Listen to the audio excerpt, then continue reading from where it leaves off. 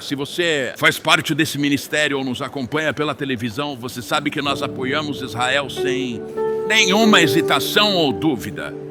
Agora estão dizendo que não devemos nos chamar de sionistas cristãos. O que é um sionista cristão? Um sionista cristão acredita que Israel pertence ao povo judeu. Foi exatamente isso que Deus disse. E nós somos sionistas cristãos. Não me importa o que o Tucker Carlson ou qualquer outro diga, nós somos sionistas cristãos. Veja só, sabe, quando Jesus disse ame o seu próximo, é bom lembrar que seus vizinhos eram judeus. Vamos lá, alguém diga amém.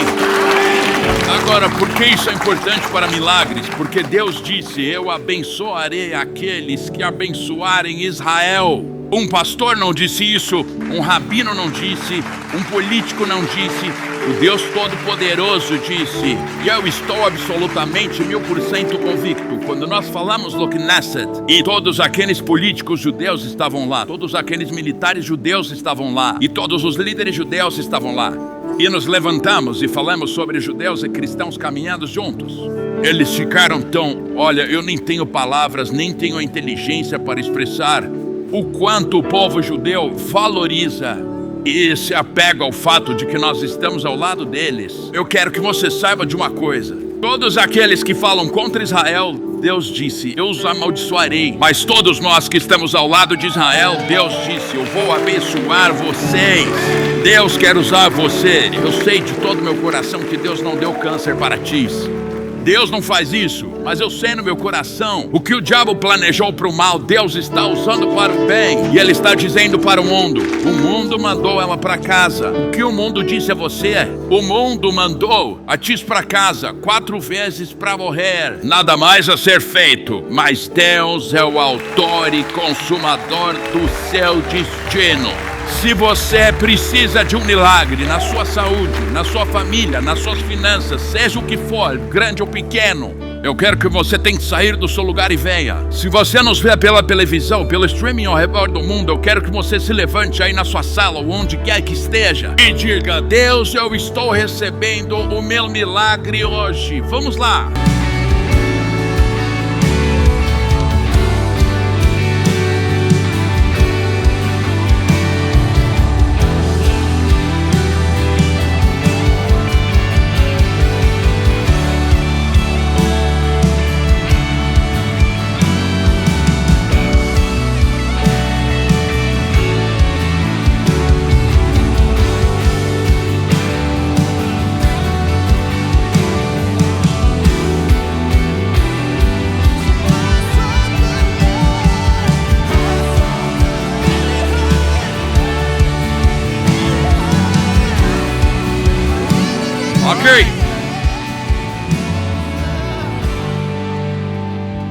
Alguém aqui ainda não recebeu oração? Ainda não foi orado? Levanta a mão que a gente chega até você. Vamos todos orar juntos aqui, por isso eu não quis que dispensassem vocês. Vamos orar juntos. Alguém ainda não recebeu oração? Levante a mão. Tem uma irmã bem aqui, mas alguém que precisa de oração, levante a mão bem alto. Preciso dos presbíteros da equipe. Venham para cá. Muito bem, vamos orar em voz alta. Repitam comigo. Pai, hoje é o dia do meu milagre, da manifestação do poder de Deus na minha vida. Diabo, eu te repreendo no nome que está acima de todo nome, o nome de Jesus. Eu repreendo todo espírito, todo ataque contra a minha vida, minha família, meu corpo, minhas finanças, meus filhos e meus netos. Eu declaro cura, libertação, liberdade, finanças na minha vida, agora em nome de Jesus. Amém e amém. Agora, olhem para mim. Vou orar algo. E eu preciso ensinar mais isso. A maioria de vocês já sabe disso. Existe algo em sua vida que estava na vida de sua mãe, ou do seu pai, ou então do seu avô, ou até da sua avó. É o que chamamos de maldições geracionais. Mas Jesus não morreu apenas pelos nossos pecados, Ele derramou seu sangue. Quantas vezes? Para quebrar toda a maldição e nos reconectar a toda a bênção. E quando ele morreu na cruz, ele disse, está consumado. Mas por que ele precisou ir até a cruz? Maldito é aquele que é pendurado no madeiro. Ele não levou apenas o meu pecado, ele levou as maldições que estavam no meu pai e no meu avô e que foram passadas para nós. E isso quebrou essa maldição generacional de mim para minha família. E agora nós não vivemos sob maldições generacionais, nós vivemos sob bênçãos generacionais por causa do sangue. Então agora eu vou orar e eu vou quebrar maldições. Agora eu não faço isso há muito tempo, mas alguns de vocês vão sentir algo sair. Vocês vão sentir algo sair. Isso vai ser essa maldição generacional saindo da sua família. E ela nunca mais vai voltar pelo sangue de Jesus. Levantem as mãos, levantem as mãos. Pai, eu repreendo toda a força das trevas. Repreendo toda a maldição generacional, toda a maldição familiar. E eu declaro o poder não apenas de um Jesus que pagou o preço pelos nossos pecados, mas que quebrou toda a maldição para que toda a bênção que estava bloqueada seja liberada.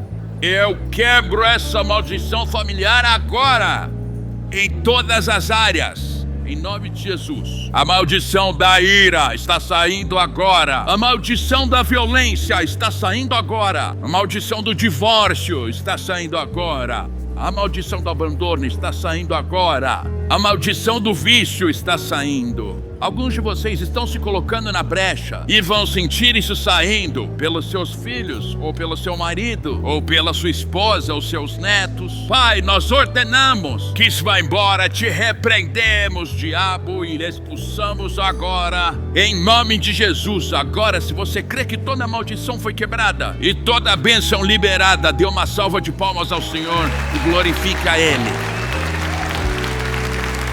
Agora deixa eu perguntar, quantos aqui, e você não tem que, olha, eu sei que quando isso se quebrou em mim, esse espírito de ira se quebrou em mim. Quantos sentiram algo se quebrar no corpo, na vida de vocês? Levantem a mão, quantos sentiram alguma coisa? O que você sentiu, querida? O quê?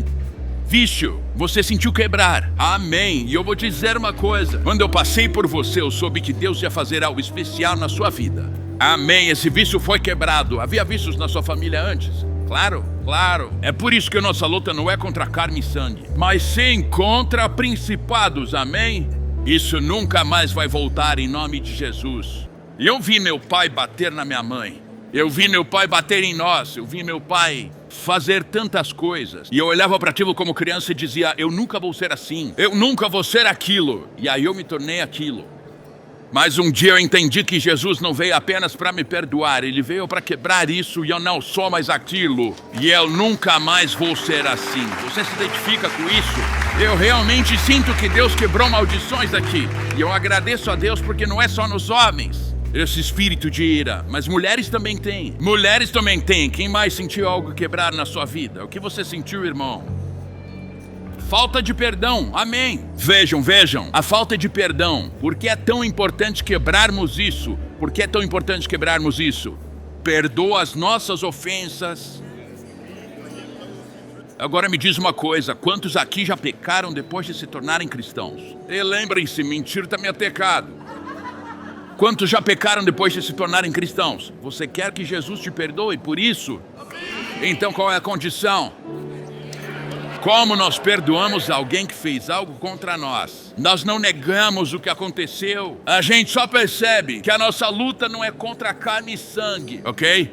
Se você tem um martelo na mão, esse martelo pode construir a parede ou o martelo pode destruir a parede. Depende de quem segura o martelo. Estamos nas mãos de Deus, estamos nas mãos de Jesus. Então nós construímos coisas. Aqueles que não estão nas mãos de Jesus acabam destruindo tudo. E olha só, eu não acreditava em dar o troco, eu acreditava em seguir em frente.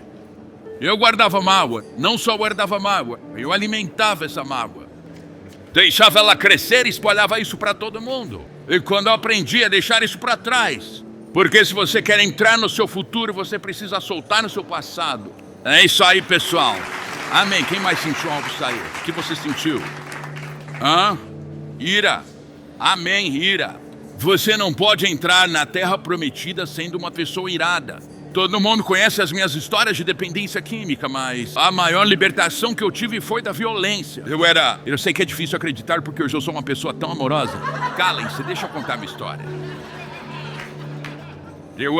Eu carregava aquela violência. Eu carreguei a ira pra dentro da minha vida cristã, pra dentro do meu casamento, pra dentro de ser um pastor. E quando eu era pastor na Austrália, eu percebi, quando eu empurrei meu filho, e ele bateu na parede, eu pensei, eu sou igual ao meu pai. Tal pai, tal filho. Então eu pensei, será que isso está na Bíblia? E eu descobri que não só está na Bíblia, mas aparece mais de 325 vezes. Essa ira foi quebrada, esse espírito foi quebrado. Nós não podemos ser cristãos irados. Agora, a Bíblia diz, irai-vos e não pequeis, certo? Nós precisamos nos indignar com o que as pessoas fazem e dizem, com o que não agrada a Deus, mas nós não reagimos do jeito que o mundo reage. Nossa batalha espiritual. Amém? Alguém mais sentiu algo sair? O que você sentiu? Pornografia. Amém. Escuta, tem muita... Eu não sou contra ninguém, ok? Eu não sou contra ninguém. Eu amo todo mundo. Quando eu encontrei Cristo, foi do jeito que eu estava. Jesus não me olhou feio e disse, ó meu eu. Vai se limpar e depois volta. Ele nos recebe do jeito que estamos. Amém? Mas eu vou te dizer uma coisa. Na nossa igreja, em Portland, a gente teve um grande grupo de mulheres que eram lésbicas. Entraram e se salvaram e hoje estão casadas. Nós tínhamos um time de softball lá em Portland e essas meninas eram tipo caminhoneiras desse tipo. Elas ganhavam o campeonato de futebol todo ano, cara. Elas queriam jogar contra o time masculino da igreja, aí não. Eu tenho orgulho demais para deixar uma mulher ganhar de mim. Mas muito disso vinha de coisas que aconteceram com elas quando eram crianças ou de maldições generacionais. Não importa se você chegou como lésbica, ou como homossexual, ou como adúltero, ou como dependente químico. Não há nenhum justo. Nenhum.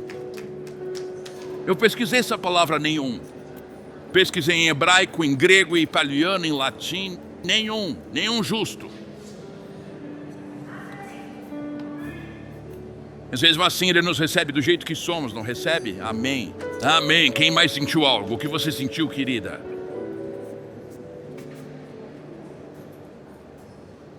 Suicídio. Certo, vamos quebrar isso. Vem aqui pra frente, sobe aqui. Mas alguém tem histórico de suicídio na família? Se você tem suicídio na sua família, vem aqui pra frente. Vem aqui, pode vir aqui, vem aqui na frente. Você sabe por que o diabo quer que você tire a própria vida? Porque ele tem medo do que Deus tem preparado pra você. É a única razão, o único motivo. Porque Deus tem algo especial para a sua vida. Quem aqui já lutou com suicídio na família? Levantem a mão, levantem a mão. Eu quero os presbíteros e a equipe aqui. Vamos, equipe, é para isso que vocês são pagos. Venham presbíteros. Cadê o Mitch? Cadê o Lance? Lance, vem aqui. Cheguem mais perto. Impõe as mãos sobre eles, impõe as mãos. Levantem as mãos e cubram eles agora. Repitam em voz alta. Pai, nós repreendemos esse espírito de suicídio. Declaramos o destino que Deus tem para cada um de nós. Quebramos essa maldição geracional, essa maldição familiar, o suicídio em nome de Jesus. Agora olhem para mim, aqui está a chave. Olhem para mim, essa é a chave. E isso é para todos. Antes de você nascer, a sua alma esteve diante de Deus. A sua alma esteve diante de Deus. E Deus disse, eu tenho um destino, eu tenho um plano para você. Eu tenho um plano para você. E esse plano não pode ser cumprido por mais ninguém a não ser por você. Eu tenho um plano para você.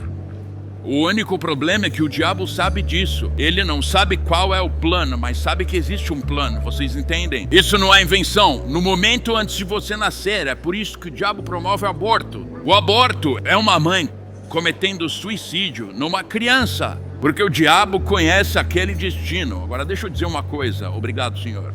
Se você passou por um aborto, não deixe o diabo te condenar. Nós quebramos essa condenação. Não há condenação. Todos nós cometemos erros antes de nascermos de novo. Então não tem condenação aqui. Amém? A gente continua, seguimos em frente e escolhemos gerar vida.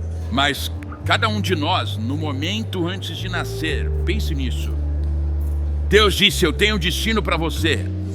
Agora olhe para mim. Eu vim da periferia. Eu fazia importação e exportação com Pablo Escobar. E hoje eu discurso no Knesset em Israel.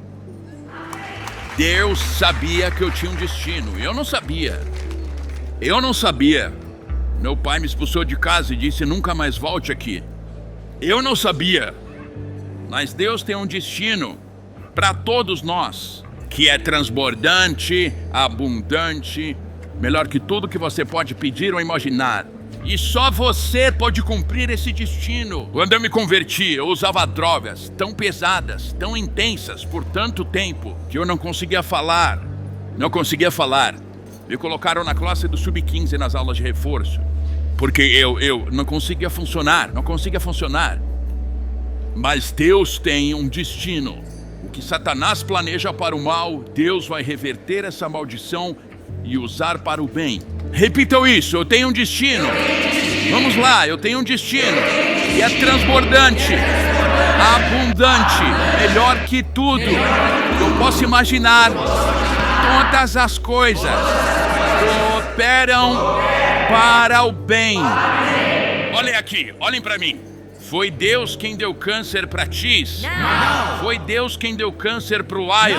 Não. Mas a Tis e a Katie, elas iam ficar lá 4 meses, e já são 10 meses. Agora vão ser 12 ou 13 meses. Mas enquanto estão lá, elas estão se reunindo com a comunidade judaica. Eu falei com a Tis e a Katie, e na semana passada eu falei em Los Angeles com judeus democratas da ala mais à esquerda. Um deles produziu a série Friends por 10 anos. O outro é dono de uns times profissionais e coisa e tal. Bilionários de Hollywood, bem à esquerda, não necessariamente pró-Israel. E ainda assim eles me convidaram, como cristão, para falar com eles sobre como derrotar o antissemitismo.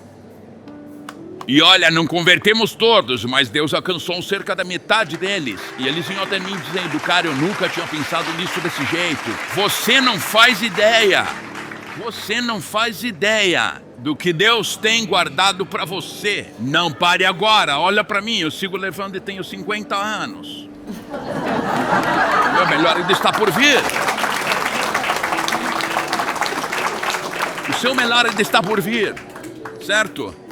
Não importa a sua idade, se você é homem ou mulher, nada disso importa. O seu melhor ainda está por vir. É por isso que você está aqui. Isso está dando início e está lançando um tempo de milagres que vai trazer de volta ao Messias. Ok, mais uma. Quem mais sentiu algo sair? O que você sentiu? Opressão. Deixa eu te dizer uma coisa. A sua família se envolveu com ocultismo. Teve gente mexendo com bruxaria. Isso foi quebrado. Ouça. Uma boa forma de manter quebrado é ouvindo. Ouça. Isso foi quebrado. Enquanto nós estávamos orando, eu vi uma corrente sobre você. Ela foi quebrada, essa ligação foi rompida. Porque as trevas trazem opressão, as trevas trazem o vício, as trevas trazem pobreza. Mas isso foi quebrado. E agora você vai andar na luz e desfrutar da luz, como nunca antes. Ouça! Mais um. Quem mais sentiu sair? O que você sentiu, senhora? Fobia e medo. Sabe de uma coisa? Isso é algo muito poderoso. Você vai começar... Na verdade, isso vai realmente acontecer. Porque tudo que Deus faz, tudo que Ele faz, físico e espiritual. A festa dos tabernáculos. Fisicamente, habitavam uma sucá, lembrando um novo começo. Espiritualmente, isso nos lança um novo começo. Tudo que Deus faz, você vai começar a olhar e vai começar a enxergar as coisas com mais clareza. uma lente limpa. Vai ser como se os seus dias ficassem mais claros, seus pensamentos vão ficar mais claros, suas experiências na vida vão ficar mais claras. Aquilo que estava te nublando vai ser como um filtro sendo removido e você vai começar a desfrutar de Deus e da vida mais do que nunca antes. Você vai ser uma pessoa mais feliz do que você jamais foi. Você é casada? O seu marido vai ser mais feliz do que nunca antes.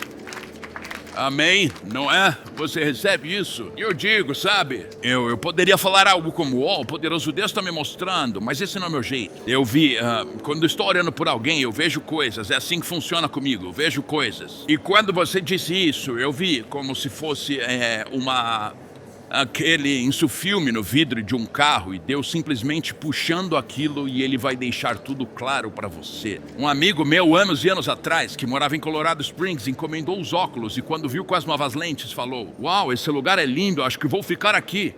Você vai enxergar isso na vida. Essa vida é linda. Amém?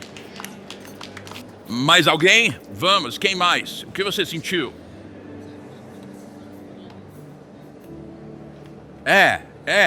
Não importa o que eu faça, eu sei que Deus pode fazer mais. E acontece tantas vezes, ouçam, escutem isso de forma profética. Eu não quero que Deus me dê o que eu mereço.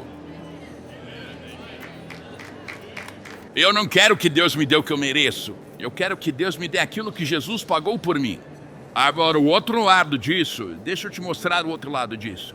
Quando a Tiz e o Lion ficaram doentes, tinham alguns judeus no mundo inteiro, em Israel, nas sinagogas, dizendo, clamando a Deus pela família Huck, Zerhut. Palavra que em hebraico significa mérito. Foi quando Jesus, e é isso que muitos não entendem, Jesus era judeu, falava como judeu. Ele não era batista nem presbiteriano. E ele disse, não ajuntem tesouros na terra, onde a traça e a ferrugem destroem, mas ajuntem tesouros no céu. Isso é Zerhut.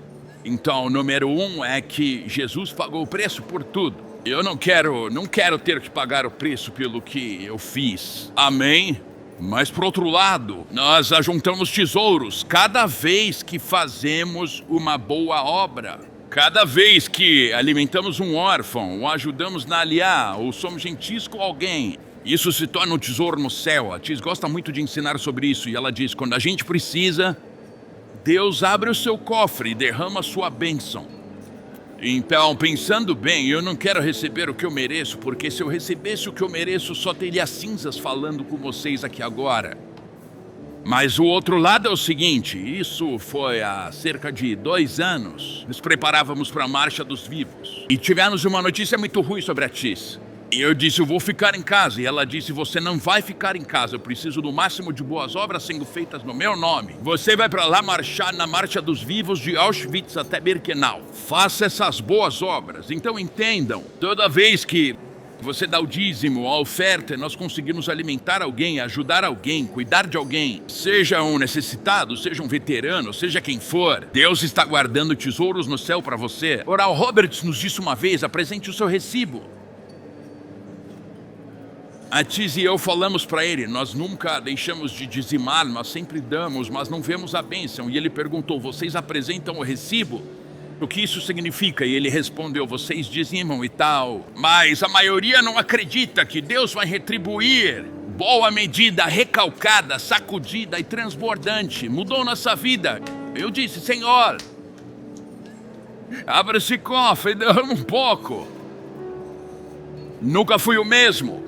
Deus vai te pagar por muito mais do que você jamais fez. Mas quando fizer algo por alguém e abençoar alguém, isso vai pro cofre de Deus, amém? Quem aí acredita que esse é um lançamento de milagres? Vamos orar. Segurem a mão do vizinho, vamos orar mais uma vez. O perigo desses cultos é que quando começamos a liberar o Espírito Santo desse jeito, é que ele não para, você precisa quase fechar a válvula, precisa quase, sabe, eu consigo sentir isso. Dá para sentir. Eu quero que a partir de agora, em todo culto, todo domingo, venham crendo em um milagre. Venham crendo em um milagre. Levantei as mãos do seu vizinho e levantei suas mãos. E eu quero que você ore. Você não sabe qual é a necessidade da pessoa ao seu lado, mas enquanto oramos, diga: Pai, abençoa essa pessoa. Muitas vezes pedimos a Deus que nos abençoe e não há nada de errado nisso. Mas hoje peça bênção ao vizinho. Pai, nós te agradecemos por nos aproximar com confiança do seu trono. E Pai, esse é um trono de graça e misericórdia, mas também é um trono de força, de poder, de vitória, de bênção, de unção, de prosperidade, de cura e de milagres. Pai, eu oro por cada pessoa neste lugar. Eu oro por cada necessidade apresentada diante de Ti. Você conhece a necessidade antes mesmo de pedirmos, mas te pedimos que supra a necessidade. E nós te damos toda a honra e toda a glória por tudo que existe, em nome de Jesus. E consideramos feito em nome de Jesus. Nós aplicamos o sangue do Cordeiro e selamos isso para que nunca mais volte. Em nome de Jesus. E todo o povo de Deus disse... Agora eu quero... Escutem, a Tis acabou de mandar uma mensagem. A Tis mandou mensagem. E não é o câncer voltando, mas ela não está se sentindo bem. Então vamos entrar em um acordo agora. Pai, nós pedimos que tire esses sintomas da Tis. Te agradecemos porque ela vai começar a se sentir bem, vai conseguir se alimentar novamente. Nós te agradecemos porque ela não vai ficar doente. Te damos honra e glória, crendo que é algo rápido, é algo imediato. E Pai, nós te agradecemos pelo nome e pelo sangue de Jesus e pela sua mão tocando a Tis agora. E te damos toda a honra e toda a glória em nome de Jesus. Amém. Quantos creem que Deus é um Deus bom? Nós amamos vocês. Deus abençoe vocês. Amem alguém antes de ir embora. Comecei usando drogas na faculdade e logo comecei a traficar. Cheguei a me envolver com Pablo Escobar, tentando contrabandear cocaína para os Estados Unidos. 7 mandados de prisão, uma vida destruída. Mas foi ali, no fundo do poço, que Deus me encontrou. Ele não apenas me salvou, Ele me enviou. A Jornada de um Viciado a Jerusalém. Garanta a sua edição em editorafamilia.com. Obrigado por se juntar a nós na transmissão de hoje com o pastor Larry Huck. O pastor Larry trouxe muitas revelações de mudança de vida para o corpo de Cristo, incluindo ensinamentos sobre quebra de maldições familiares e os 7 lugares em que Jesus derramou seu sangue. Mas talvez a revelação mais extraordinária seja seu ensinamento sobre a restauração das raízes judaicas do cristianismo e a permanência com Israel. Convidamos você a conhecer mais sobre o nosso ministério visitando nosso site em larryhuckbrasil.com e nosso canal no Larry Huck Brasil no YouTube. Oferecemos muitos recursos gratuitos em português que irão enriquecer sua caminhada com o Senhor e prepará-lo para viver uma vida vitoriosa e próspera. Você também pode contribuir com o nosso ministério em larryhuckbrasil.com. Sua oferta, seja grande ou pequena, abençoará Israel. Temos muitas ações especiais que estão literalmente salvando vidas e cumprindo a profecia bíblica do fim dos tempos, incluindo patrocinar Aliá, alimentar os sobreviventes do Holocausto, comprar ambulâncias e muito mais.